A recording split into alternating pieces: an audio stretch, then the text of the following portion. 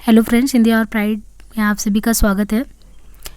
जैसे कि एक सीरीज़ शुरू किया गया है जिसमें आपको टॉपिक वाइज जो है प्रीवियस क्वेश्चन कराया जाएगा, जिससे आपकी बहुत ज़्यादा हेल्प होगी जो भी आगामी परीक्षाएं हैं उसके लिए, चाहे वो यूजीसी नेट हो, TGT, PG, DSSB, assistant professor, सभी को ध्यान में रखते हुए ये सीरीज़ प्रारंभ की गई है। तो यहाँ पे आप साथ में अपना क्वेश्चन करिए और क्वेश्चन करके ये चेक करिए कि किस स्तर पे आपकी तैयारी चल रही है। मतलब एक तरीके से ओवरऑल देखा जाए तो इस सीरीज़ से आपको बहुत हेल्प होने वाला है अगर आप साथ में क्वेश्चन को सॉल्व करते हैं। तो यहाँ पे हम आदिकाल से रिलेटेड टॉपिक शुरू करने वाले हैं। तो पहला क्वेश्चन देखिए, ये डीएसएसबी पीजीटी में क्वेश्चन पूछा गया है कि किस ग्रंथ में राधा कृष्ण के प्रेम का अनूठा वर्णन मिलता है। तो आपको ये देखना है कि कौन सा ऐसा ग्रंथ है जिसमें राधा कृष्ण का जो प्रेम है उसका अनूठा वर्णन मिलता है। मृगावती, मदमावती, पद्मावत, पदावली, मधुमालती। तो राधा कृष्ण के प्रेम का अनूठा वर्णन जो मिलता है ये पदावली में मिलता है। और पदावली किसकी रचना है? विद्यापति की। तो राधा कृष्ण के प्रेम का अनूठा वर्णन पदावली में मिलता है। पदावली की रचना विद्यापति ने की है। और किस लैंग्वेज में की है? तो मैथिली में की है। निराला ने पदावली के श्रृंगारिक पदों को मादकता की नागिन की लहर के रूप में कहा है, जबकि मृगावती जो है कुतबन की रचना है और पद्मावत जायसी की। तो यहाँ पे ये भी देखना है कि ये तो क्वेश्चन का आंसर पता चल गया कि राधा कृष्ण के प्रेम का अनूठा वर्णन पदावली में मिलता है, जो कि मैथिली भाषा में लिखा गया है, विद्यापति के द्वारा लिखा गया है। निराला जी ने पदावली के श्रृंगारिक पदों को मादकता की नागिन का लहर कहा है। लेकिन पद्मावत जो है ये जायसी की रचना है। और साथ ही साथ इसमें मधुमालती और मृगावती के बारे में बताया गया कि मधुमालती जो रचना है, मधुमालती ये रचना जो है मंझन की है और मृगावती कुतबन की है। तो इस तरीके से आपको एक क्वेश्चन से अगर आप सॉल्व करते हैं तो इतना ज़्यादा जानकारी एक साथ आपको याद होता है। नेक्स्ट देखिए क्वेश्चन है कि बिसल देव रासो की नायिका का नाम उल्लेख करिए। यानी आप ऊपर से ही नहीं पढ़ सकते हैं, इसमें अंदर तक जाके पढ़ेंगे तो विशल देव रासो में नायिका आपको राजमती की कहानी सुनने में आएगी कि विशल देव रासो की नायिका जो है राजमती है। विशल देव रासो जो रचना रची गई वो नरपत नाल के द्वारा रची गई है और ये एक वीर गीत काव्य है। इसकी कथा को 4 खंडों में विभक्त किया गया है। इसमें कहानी इस प्रकार है कि एक रानी राजमती होती है और विशल देव जिनके नाम पे ये रचना है वो राजा होते हैं। तो पहला जो अंक है, पहला खंड, उसमें राजमती और विशल देव का विवाह होता है। और दूसरे खंड में देखिए कि विशल देव का राजमती से रूठ कर उड़ीसा चले जाना, यानी जो राजा हैं वो रानी से रूठ कर उड़ीसा चले जाते हैं। तो ये भी क्वेश्चन बनता है कि कहाँ पे रूठ कर चले जाते हैं, तो उड़ीसा प्रस्थान कर जाते हैं।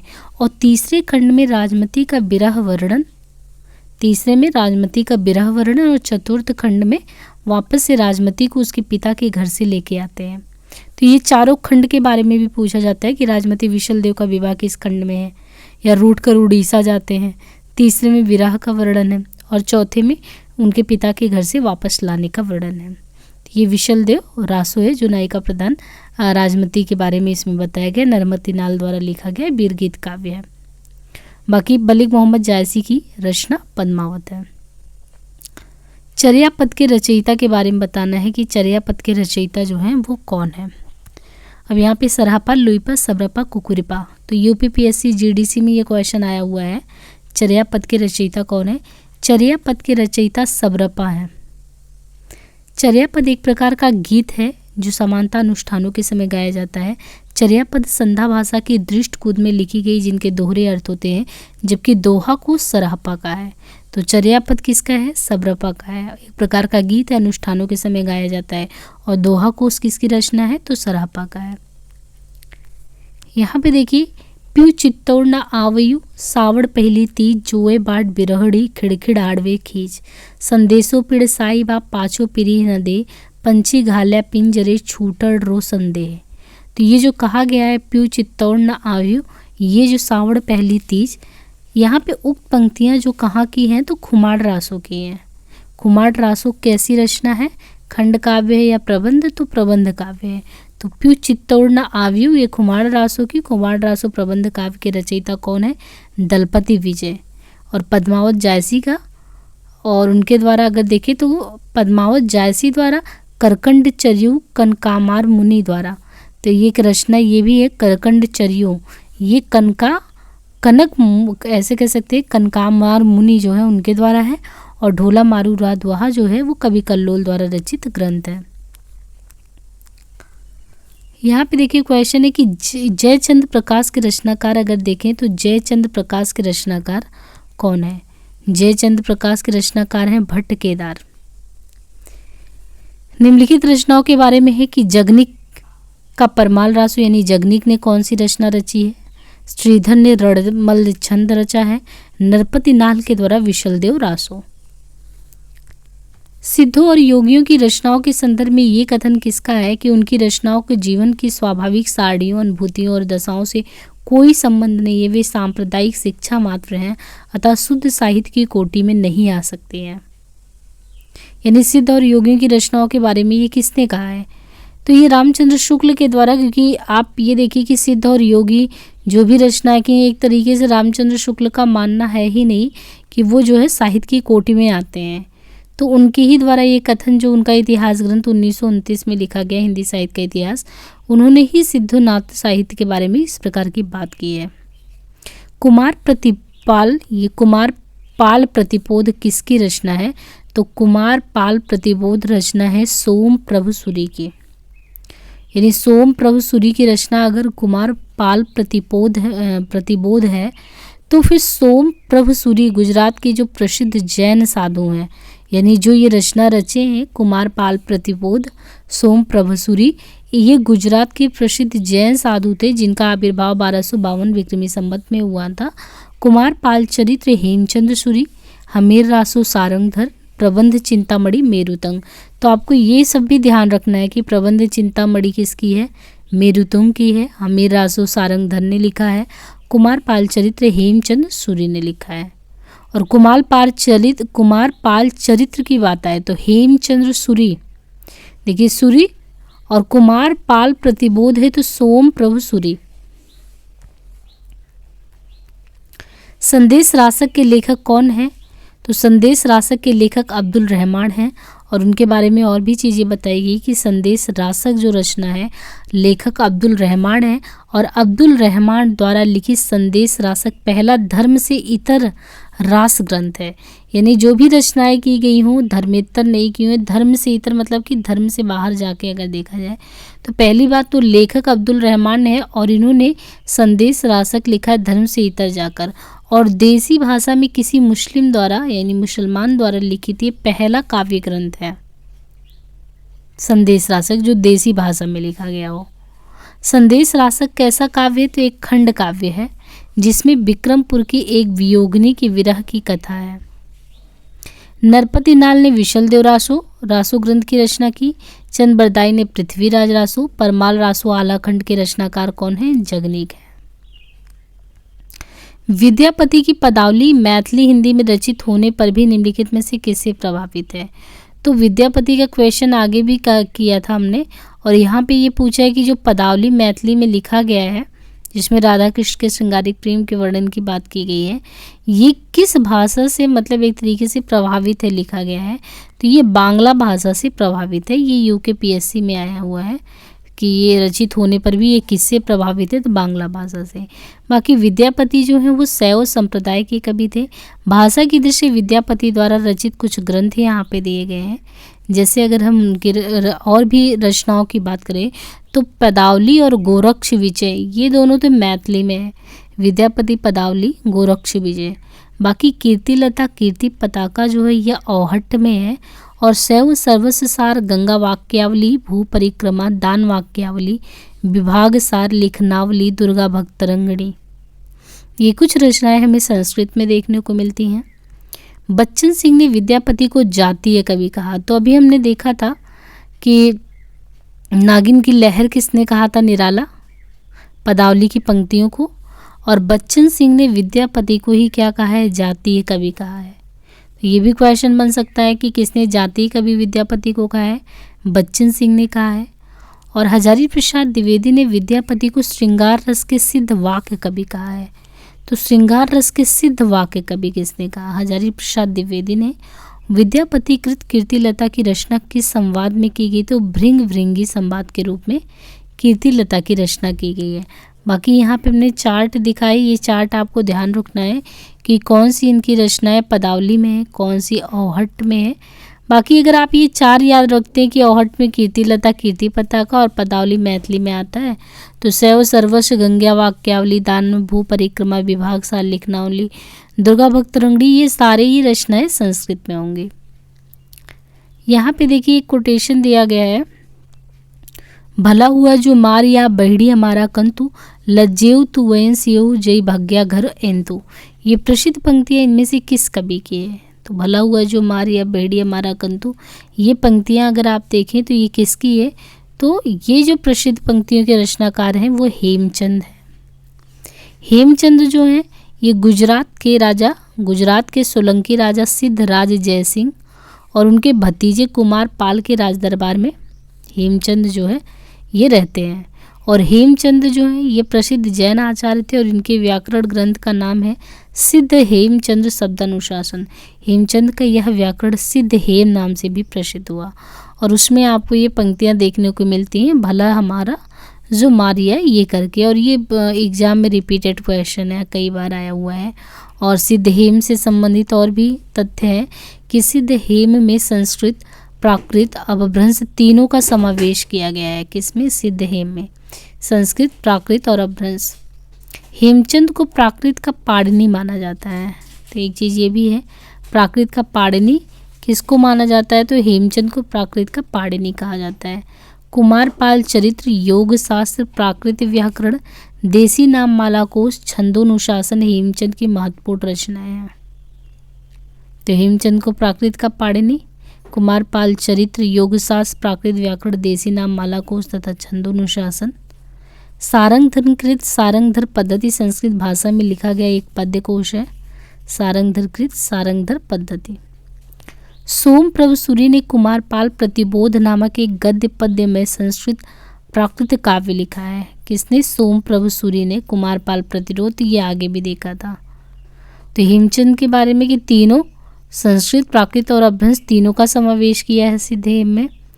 प्राकृत के पाणिनि कहे जाते हैं। बाकी कुमारपाल चरित्र, योग शास्त्र, प्राकृत व्याकरण, देसी नाम माला कोश, छंदोनुशासन इनकी रचनाएं हैं। सारंगधर का सारंगधर पद्धति है और सोमप्रभ सूरी ने कुमारपाल प्रतिरोध लिखा है। हमने कहा था ये कुमारपाल प्रतिरोध सोमप्रभु का है और हेमचंद का कुमारपाल चरित्र है। तो यहाँ पे चरित्र है, यहाँ पे प्रतिबोध है। कंडपा ने 84 सिद्धों में सर्वश्रेष्ठ विद्वान तथा सबसे बड़े कवि के रूप में वो स्थापित हुए हैं। कंडपा के गुरु का नाम जालंधरपा था और ये बिहार के सोमपुरी नामक स्थान पे रहते थे। आदिकाल को चारण काल इनमें से किस साहित्य इतिहास के लेखक ने कहा है? तो ये देखिए क्वेश्चन आदिकाल में पूछा गया कि आदिकाल को चारण काल किसने कहा है? तो आदिकाल को चारण काल डॉक्टर रामकुमार वर्मा ने कहा है। डॉक्टर रामकुमार वर्मा ने हिंदी साहित्य का आलोचनात्मक इतिहास 1938 में लिखा है। डॉक्टर रामकुमार वर्मा ने आदिकाल को संधि एवं चारण काल कहा है। इनके अतिरिक्त आप देखेंगे ग्रियर्सन ने भी कहा है, लेकिन नाम यहाँ पे दिया नहीं है। तो संधि एवं चारण काल, इन्होंने संधि काल और चारण काल दोनों ही कहा है रामकुमार वर्मा ने। और इनकी जो रचना है वो साहित्य के आलोचनात्मक इतिहास पे लिखा गया है। 1938 में ये रचना आई है। डॉक्टर मोहन अवस्थी ने आदिकाल को क्या कहा है? तो मोहन अवस्थी ने आदिकाल को आधार काल से संबोधित किया है। शिव सिंह सेंगर ने शिव सिंह सरोज 1883 में लिखा है। यहाँ पे कुछ लोगों के द्वारा जो नामकरण किया गया आदिकाल का, जैसे चारण काल ग्रियर्सन के द्वारा, आरंभिक काल मिश्र बंधु के द्वारा, बीज वपन काल महावीर प्रसाद द्विवेदी के द्वारा, वीरगाथा काल रामचंद्र शुक्ल के द्वारा और आदिकाल हजारी प्रसाद द्विवेदी के द्वारा, सिद्ध सामंत काल राहुल सांकृत्यायन के द्वारा। तो ये जितने भी काल दिए गए हैं, नामकरण जो किए गए हैं आदिकाल के अलग अलग लेखकों के द्वारा, तो वो हमें ध्यान रखना है। अमीर खुसरो हिंदी साहित्य के किस काल से संबंधित कवि हैं?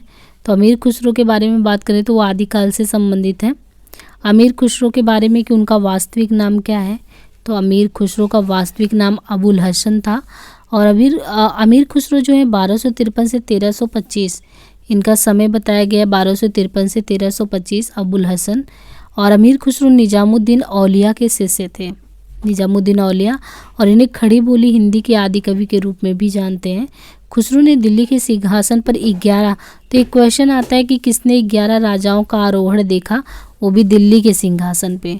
तो खुसरो ने दिल्ली के सिंहासन पर 11 राजाओं का आरोहण देखा। डॉक्टर ईश्वरी प्रसाद ने अमीर खुसरो को महाकवि या कवियों में राजकुमार की संज्ञा दी थी। ये भी एक क्वेश्चन है कि किसने महाकवि या कवियों में राजकुमार की संज्ञा दी है, तो डॉक्टर ईश्वरी प्रसाद ने अमीर खुसरो को महाकवि या कवियों में राजकुमार की संज्ञा दी है। विद्वानों ने अमीर खुसरो द्वारा रचित ग्रंथों की संख्या कितनी बताई है, तो 100 बताई है। इसमें जो इम्पोर्टेंट जैसे है कि खालिक बारी, पहेलियाँ, मुकरियाँ, 2 सूखने, गज़ल, ये सभी इसमें आते हैं। दान वाक्यावली के रचनाकार कौन है? हमने जस्ट अभी पहले ही विद्यापति की सारी रचनाओं को देखा था, जिसमें हमने कहा था कि औहट के तहत जो भी आते हैं, आप कीर्ति पताका, कीर्ति लता को ध्यान रखिए, और पदावली और गोरक्ष विजय, ये दोनों रचनाएं आपने मैथिली में देखी थी। तो जो संस्कृत में रचनाएं थी उनमें दान वाक्यावली था। तो दान वाक्यावली के रचनाकार हैं विद्यापति, ये उत्तराखंड PSC में आया हुआ है। और ये जो विद्यापति जो है, इनके गुरु का नाम भी पूछ लेता है। तो दान वाक्यावली तो इनकी रचना हो गई संस्कृत में, बाकी विद्यापति के गुरु का नाम पंडित हरिमिश्रा था। हरिमिश्र था। ये बिहार प्रांत के दरभंगा जिले के बिपसी नामक गांव में रहते थे। विद्यापति तिरहुत के राजा, देखिए ये कहाँ पे रहते थे, तो विद्यापति तिरहुत के राजा शिव सिंह और कीर्ति सिंह के राज दरबारी थे। तिरहुत के राजा शिव सिंह और कीर्ति सिंह के राज दरबारी कवि थे। विद्यापति द्वारा रचित दान वाक्यावली एक संस्कृत ग्रंथ है, जिसमें इन्होंने राजा शिव सिंह की वीरता और उदारता का वर्णन किया है। और भी इनके सैव सर्वस्व स्वार और गंगा वाक्यावली, मैथिली में कीर्ति लता, कीर्ति पताका, औहट में बताया था। और डॉक्टर बच्चन ने इन्हें जातीय कवि कहा था। सूर्यकांत त्रिपाठी निराला ने पदावली के श्रृंगारिक पदों को मादकता की नागिन की लहर के रूप में कहा। विद्यापति कौन से संप्रदाय से थे, तो शैव संप्रदाय के कवि थे। राजा लक्ष्मण सेन के सभा कवि जयदेव, अब देखिए यहाँ पे जयदेव के बारे में है कि ये जयदेव जो थे ये राजा लक्ष्मण सेन के सभा कवि थे। उन्होंने 12 सर्गों में कोमलकांत पदावली में गीत गोविंद की रचना की। तो कभी पूछते हैं जयदेव गीत गोविंद के रचनाकार हैं, जो कि राजा लक्ष्मण सेन के सभा कवि थे, 12 सर्गों में किया था। पद्माकर रीतकालीन कवि हैं। उन्होंने पद्माकर ने प्रबोध 50 लिखा है। गंगा लहरी है ना, गंगा लहरी, राम रसायन, तो पद्माकर के द्वारा प्रबोध 50, गंगा लहरी, राम रसायन।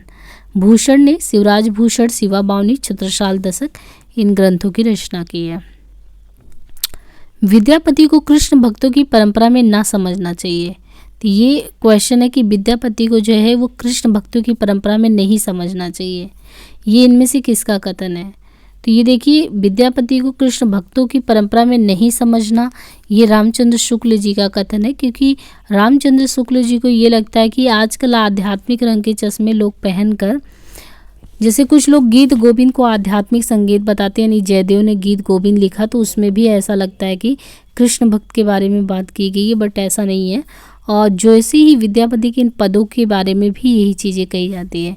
तो बच्चन सिंह ने विद्यापति को जातीय कवि कहा, पदावली के श्रृंगारिक पदों की मादकता को नागिन की लहर के बारे में।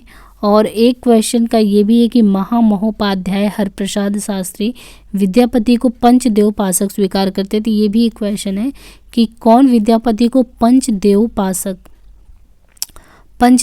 के रूप में स्वीकार करता है, तो महामहोपाध्याय हरप्रसाद शास्त्री जो हैं ये मानते हैं। बाकी द्विवेदी ने श्रृंगार रस के सिद्ध वाक्य के रूप में इनको माना ही है। आदिकाल के अंतर्गत सरापा, लुइपा आदि कवि किस साहित्य से संबंधित हैं? तो यहाँ पे बताना है कि ये जितने भी लेखक का नाम लिया, ये सभी जो है सिद्ध साहित्य से संबंधित हैं। और सिद्ध साहित्य में भी आप देखते हैं कि शाखाओं में विभाजन हो जाता है, तो वो विभाजन होके अगर आप देखिए तो यहाँ पे वज्रयानी सिद्धों के द्वारा रचा गया ये साहित्य है। इनका संबंध जो है बौद्ध धर्म से है। सिद्ध साहित्य का संबंध बौद्ध धर्म से है। ये भारत के पूर्वी भाग में, अब देखिए भारत के कौन से भाग में वो निवास करते हैं या कुछ भी, तो ये भारत के पूर्वी भाग में सक्रिय थे। और इनकी संख्या 84 मानी जाती है, जिनमें सरहपा, सबरपा, लुइपा, डोम्बेपा, कुकुरपा ये सभी आते हैं। और सरपा उसमें पहले सिद्ध कवि होते हैं। राहुल सांकृत्यायन ने इन्हें हिंदी का पहला कवि माना है। साधना अवस्था से निकली सिद्धों की वाणी चर्या गीत कहलाती है। इसमें महासुखवाद द्वारा ईश्वरत्म की प्राप्ति पर बल दिया जाता है। सिद्ध साहित्य में लुइपा को सर्वश्रेष्ठ माना जाता है। तो सर्वश्रेष्ठ सबसे बड़ा या अच्छा तो वो लुइपा को माना जाता है सिद्ध कवि में। निम्नलिखित काव्य धाराओं में से कौन सी काव्य धारा भक्ति काल के तहत नहीं आती है? तो ये कुछ भक्ति काल से ही क्वेश्चन है कि रासो काव्य धारा भक्ति काल के तहत नहीं आता है। बाकी जितने भी हैं, निर्गुण में ज्ञान आश्रय आता है, प्रेम आश्रय आता है, फिर सगुण में राम भक्ति धारा, कृष्ण भक्ति धारा। तो इस तरीके से ये है। सिद्ध सामंत युग की कविताओं की सृष्टि आकाश में नहीं हुई, वे हमारे देश की ठोस धरती की उपज है। तो ये चीज़ किसने कहा है कि सिद्ध सामंत युग में जो भी आप रचनाएं देखते हैं वो हमारे ही देश में हुई है। तो ये किसने कहा है? वे हमारे ही देश की ठोस धरती की उपज है। ये कथन महापंडित राहुल सांकृत्यायन के द्वारा कहा गया है। यानी सिद्ध सामंत के बारे में ये नहीं कह सकते कि ऐसे ही आ गए, हमारे ही धरती के ठोस उपज के रूप में है, सांकृत्यायन का ये कहना है। और सिद्ध साहित्य श्रृंगार एवं शांत रस को दोहा, चौपाई आदि छंदों में व्यक्त करता है। सिद्धों की रचनाएं प्रमुखता अगर देखें तो दोहा, कोश और चर्या पद आदि 2 रूपों में प्राप्त हैं। सिद्ध साहित्य की प्रमुख विशेषता क्या है? वेद, उपनिषद, यज्ञ आदि का विरोध, योग द्वारा ब्रह्म की प्राप्ति, ईश्वर प्राप्ति गुरु द्वारा संभव आदि। भाषा में अभ्रंश मिश्रित देसी भाषा का प्रयोग तथा डिंगल और पिंगल भाषा का भी प्रयोग, मोह का खंडन और त्याग आवश्यक है। ये कुछ मान्यताएं या इनके कह सकते हैं कि किसी भी धर्म में कुछ आधार मूलभूत जो बातें होती वो इसके तहत है। जिस साहित्य में केवल धार्मिक उपदेश हो उससे वह साहित्य निश्चित रूप से अलग है, जिसमें धर्म भावना प्रेरक शक्ति के रूप में काम कर रही है। यहाँ पे कोटेशन समझने वाली बात है कि जिस साहित्य में केवल धार्मिक उपदेश हो उससे वह साहित्य निश्चित रूप से अलग है, जिसमें धर्म भावना प्रेरक शक्ति के रूप में काम कर रही हो। धार्मिक साहित्य होने मात्र से कोई रचना साहित्यिक कोटि से अलग नहीं की जा सकती। ये कथन कि आप धार्मिक कह के ये नहीं कह सकते कि वो जो है रचना जो है साहित्यिक कोट से अलग है। बेसिकली अगर आप ये कथन को देखेंगे तो कहीं ना कहीं ये एक उत्तर के रूप में है आचार्य प्रसाद द्विवेदी के द्वारा रामचंद्र शुक्ल जी के द्वारा जो भी साहित्यिक आधार में अगर उन्हें लगता है कि धार्मिक जो चीज़ें हैं वो ज़्यादा ही हैं तो वो मूलतः अगर देखें तो उसको साहित्य से अलग करके बताते हैं और योगदान को भी उतना ध्यान नहीं देते, योगदान के भी उनके चीज़ों को सराहते नहीं हैं। तो आचार्य प्रसाद द्विवेदी का यही कहना है कि साहित्य के उद्देश्य की प्रतिस्थापना के लिए हिंदी साहित्य का आदिकाल पुस्तक में रामचंद्र शुक्ल आदि विद्वानों की उस मान्यता को इन्होंने खंडित किया है, जिसके तहत उन्होंने धार्मिक रचनाओं को साहित्य कोटि से अलग करने की बात की है। क्योंकि शुक्ल जी कहते हैं जो भी धार्मिक रचना है उनको साहित्य कोटि से अलग करो, तो आचार्य प्रसाद द्विवेदी जी उसी मान्यता का खंडन करते हैं। और उनके अनुसार यदि ऐसा समझा जाने लगा तो जो तुलसीदास का रामचरितमानस है उसको भी आप साहित्य क्षेत्र में अविवाच्य मानोगे। हिंदी साहित्य के इतिहास में शुक्ल ने स्पष्ट लिखा है कि सिद्धों और योगियों की रचनाएं साहित्य की कोटि में नहीं आती और योग धारा काव्य साहित्य की कोई धारा नहीं मानी जा सकती। तो उसी का जवाब है। इस संबंध में इनके अतिरिक्त और कुछ कहने की जगह नहीं कि यह पूरा ग्रंथ वास्तव में जाली है। तो देखिए पृथ्वीराज रासो को लेकर 3 बातें चलती हैं, अर्ध प्रमाणिक, प्रामाणिक, अप्रामाणिक। तो किसने बोला कि ये पूरा ही पूरा ग्रंथ अगर देखेंगे तो जाली होगा? पृथ्वीराज रासो को। शुक्ल जी ने कहा कि ये पूरा ही ग्रंथ जो है जाली है। तो सर्वप्रथम डॉक्टर बुलर ने 1875 ईस्वी में कश्मीरी कवि जयानक द्वारा पृथ्वीराज विजय। तो एक क्वेश्चन आता है कि विजय, कश्मीरी विजय, ये पृथ्वीराज विजय किसने लिखा है? ये 12 सर्ग में रचित संस्कृत महाकाव्य है। तो ये कश्मीरी कवि हैं जयानक, इन्होंने पृथ्वीराज विजय लिखा है। तो जो डॉक्टर बुलर हैं उन्होंने 1875 में कश्मीरी कवि जयानक द्वारा रचित, इनके द्वारा जो रचा गया पृथ्वीराज विजय जो 12 सर्गों में है महाकाव्य, इसके आधार पर पृथ्वीराज को अप्रमाणिक घोषित किया है। तो बुलर ने जो है अप्रमाणिक पृथ्वीराज विजय के आधार पर इसको अप्रमाणित पृथ्वीराज रासो को किया है। इसी के बाद पृथ्वीराज रासो की प्रामाणिकता को लेकर विद्वान के 3 वर्ग बन गए, मतलब पहले वर्ग नहीं बने थे।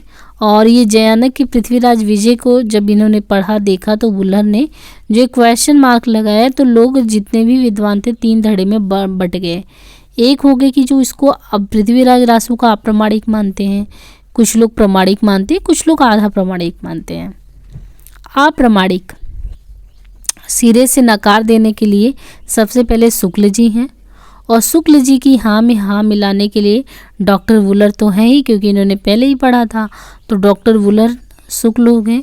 गौरी शंकर हीरा चंद ओझा, इनके अलावा देवी प्रसाद, कविराज श्यामल दास। तो देखिए शुक्ल, श्याम, ओझा और इनके अलावा देवी प्रसाद, ये 5 लोग हैं कि जो कि अप्रमाणिक कहते हैं। तो इसके बाद प्रमाणिक कौन कहता है? प्रमाणिक में श्याम सुंदर दास, कर्नल टॉड, मिश्र बंधु, मोहनलाल, विष्णुलाल पांड्या। और यहाँ पे हजारी प्रसाद द्विवेदी को देखें तो ये अर्ध प्रमाणिक, आधा प्रमाणिक मानते हैं। हजारी प्रसाद द्विवेदी हैं सुनीति कुमारी चटर्जी और दशरथ शर्मा। तो इनमें से अगर आप 1-2 लोगों को याद रखते हैं तो एलिमिनेट करके भी लगा सकते हैं। तो आधा प्रमाणिक मानने वालों में से हजारी प्रसाद द्विवेदी हो गए, इनके अलावा सुनीति कुमार चटर्जी और दशरथ शर्मा। इस ग्रंथ में श्रृंगार की ही प्रधानता है, वीर रस का किंचित आभास मात्र है। रामचंद्र शुक्ल की यह मान्यता किस ग्रंथ में है? तो इस ग्रंथ में श्रृंगार की ही प्रधानता है, वीर रस का किंचित आभास मतलब थोड़ा बहुत है। तो रामचंद्र शुक्ल की ये मान्यता जो विशल देव रासो राजमती की कहानी के बारे में बताया था, उन्होंने अपने हिंदी साहित्य के इतिहास में ऐसा लिखा। उनका प्रकरण 3 है आदिकाल में, देश भाषा काव्य उपशीर्षक के तहत इन्होंने माना है। नरपति नाल कवि विग्रहराज चतुर्थ विशल देव रासो का समकालीन था, कदाचित यह राजकवि था। उसने विशल देव रासो नामक एक छोटा सा जो है ग्रंथ है जो वीर गीत के रूप में 4 खंडों में लिखा गया है, तो उसके बारे में हमने बात की थी। पृथ्वीराज रासो, चंद्रबरदाई, विशल देव, नरपति नाल, खुमार रासो, दलपत विजय, विजयपाल रासो, नल सिंह। वीर सांप्रदायिक शिक्षा मात्र तथा शुद्ध साहित्य की कोटि में नहीं आते थे, ये पहले भी आ चुका है। और ये देखिए क्वेश्चन रिपीट हुआ है कि वे सांप्रदायिक शिक्षा मात्र हैं। तो शुक्ल जी का ये कथन सिद्धनाथ और योगियों की रचनाएं, तांत्रिक विधान, योग साधना, आत्मनिग्रह, भित्री चक्र, इन सब के उसमें है, तो वो शुद्ध रूप में ये नहीं मानते हैं कि वो साहित्य के कटघरे में आती हैं। राउल बेल के विषय में कौन सा तथ्य सही नहीं है? तो यहाँ पे देखिए राउल बेल एक रचना है, बहुत ही प्रसिद्ध रचना है, उसके बारे में कौन सा कथन सही नहीं है? तो राउल बेल के रचयिता रोडा कवि हैं, शिलांकित कृति है, गद्य पद्य मिश्रित चंपू का भी, ये सब सही है। बट ये नायक का शौर्य वर्णन, तो इसमें ऐसा कुछ नहीं है। ये दिए गए तथ्य में राउल बेल के बारे में बात करें तो राउल बेल नामक नायक का शौर्य वर्णन नहीं है, बल्कि ये राउल बेल या राउल बेली जो है ये 10वीं सदी या 10वीं सदी ईस्वी के कवि रोडा की रचना मानी जाती है, जिसका सर्वप्रथम प्रकाशन डॉक्टर भयाणी ने भारतीय विद्या पत्रिका में कराया था। डॉक्टर भयाणी ने भारतीय विद्या पत्रिका में, ये एक शिलांकित कृति है जिन शिलाओं पर ये लिखी गई थी वह मध्य प्रदेश के मालवा क्षेत्र धार जिले से प्राप्त हुई हैं और वर्तमान में मुंबई के प्रिंस ऑफ वेल्स संग्रहालय में है। ये हिंदी की पहली चंपू काव्यकृति गद्य पद्य मिश्रित रचना है। इसकी नायिका राउल है, जिसके नक्सिक, देखिए यहाँ पे शौर्य का वर्णन करने के बजाय राउल में नक्सिक सौंदर्य का वर्णन हो। इसमें 7 नायिकाओं का नक्सिक सौंदर्य वर्णन। तो कौन सी रचना है जिसमें 7 नायिकाओं का नक्सिक सौर वर्णन मिलता है? वो जो है राउल बेल। इतिहासकारों द्वारा मान्य हिंदी का पहला कवि, मान्य यानी हिंदी के पहले कवि के रूप में किसने किसको स्वीकारा है? तो एक पूरा ही मिलाने को दिया है। तो यहाँ पे आप ये याद कर सकते हैं कि जैसे मिश्र बंधु हैं शिव सिंह सेंगर, तो मिश्र बंधु और शिव सिंह सेंगर जो है पुष्पदंत को मानते हैं हिंदी के पहले कवि। राम कुमार वर्मा स्वयंभू को, डॉक्टर नगेंद्र और राहुल सांकृत्यायन सरहप्पा को, गणपति चंद्र शालभद्र सूरी को, हजारी प्रसाद अब्दुल रहमान को, जयदेव माता प्रसाद गुप्त गोरखनाथ को, चंद्र शर्मा गुलेरी राजमंच को। कौन सा विकल्प सुमेलित नहीं है? तो यहाँ पे रचनाओं का नाम मिलाना है। तो यहाँ पे अगर देखिए तो रेवंत गिरिरास विजय सेन सूरी का काव्य ग्रंथ है। कवि एवं रचना का सही अनुक्रम में देखें तो श्रावकाचार, देवसेन ने श्रावकाचार लिखा है, सुमति गढ़ी, नेमिनाथ, भारतेश्वर, बाहुबली, सालभद्र सूरी, रेवंत गिरिरास, विजय सेन सूरी। सरहप्पा से संबंधित कौन सा तथ्य सही नहीं है? विसिद्ध साहित्य के प्रारंभकर्ता थे, दोहा कोश उनकी रचना थी, उनकी भाषा सर्वत्र सीधी सरल मानी जाती है, उन्होंने आंतर साधना पर जोर देते हुए पंडितों को फटकारा था। तो दिए गए तथ्यों में से ये तथ्य उनकी भाषा सर्वत्र सीधी सरल मानी जाती है सही नहीं है। सरहप्पा सिद्ध साहित्य के प्रारंभकर्ता ही, ये बात सही है। और राहुल सांकृत्यायन ने हिंदी का पहला कवि मानते। तो एक चीज़ ये है कि उनकी भाषा सीधी सरल नहीं मानी जा सकती और सरपा सिद्ध साहित्य के प्रारंभकर्ता माने जाते हैं। राहुल सांकृत्यायन इन्हें हिंदी के पहले कवि के रूप में जानते हैं। इनका समय भी 8वीं शताब्दी माना जाता है। इनका मूल नाम राहुल भद्र था। ये पाल शासक धर्मपाल के समकालीन थे और इनकी रचनाएं भी दोहा कोश, इनकी प्रसिद्ध रचना दोहा कोश को पढ़ने से कभी कभी ये भ्रम भी हो जाता है कि इन कविताओं में सपाट बयानी, लेकिन इनका अर्थ सरल नहीं है। साधारण प्रतीत होने वाले दोहे के भीतर शास्त्रीय अर्थ छिपा हुआ है। तो आज के लिए इतना ही, 25 क्वेश्चन किया है। आगे नेक्स्ट हम फिर से करेंगे आदिकाल से रिलेटेड क्वेश्चन। प्लीज़ आप लाइक शेयर सब्सक्राइब करते रहिए और मुझे जहाँ तक ये लगता है कि आपके लिए बहुत ही उपयोगी सिद्ध होने वाला है। सो आज के लिए इतना ही, धन्यवाद।